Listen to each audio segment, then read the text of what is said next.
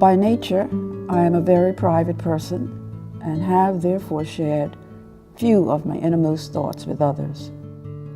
However, now, with age and in retrospect, I am becoming more and more aware, having lived through many of the pivotal events of the 20th century, that I should add my story to the millions of stories now being told by members of my generation.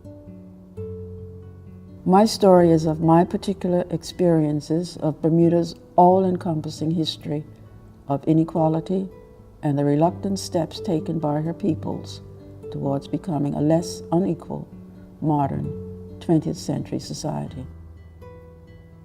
My story talks about not only how I, a young black female, experienced being raised in a society characterized by inequality, racial segregation, and discrimination, but also about the lessons I was taught by parents, teachers, and elders regarding the skills needed to navigate that society then, as a child, and into the future. My story is also one of my becoming a senior in the 21st century, and the realization that some of the lessons learned in my younger years must now be employed as I face similar experiences of inequality in today's society. Telling my story required remembering people and events, bringing them to my mind's surface, which I had not thought about for decades. It was a happy, funny experience, but it was also a case of remembering painful occurrences and the realization, with the accuracy of 2020 hindsight, the impact of the past. Primarily, I was speaking to John, Julia, and Roaya, and through them to my only grandchild, Malachi. I was also talking to myself.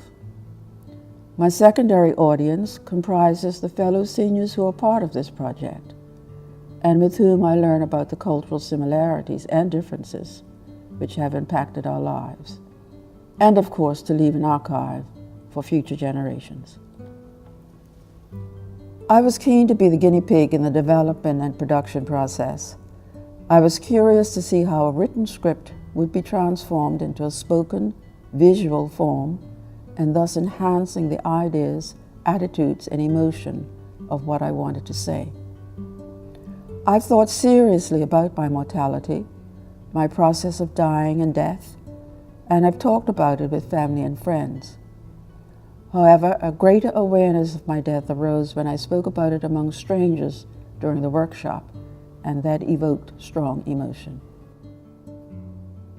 I'm still a private person, but this process has led me to surprising places. A few months later, I jumped at the opportunity to participate in a photographic project featuring women over age 65.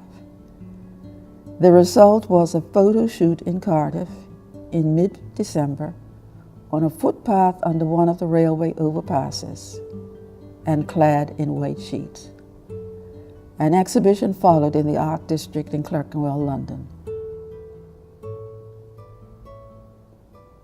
Making my digital story took me outside my comfort zone and to the realization that it was okay out there.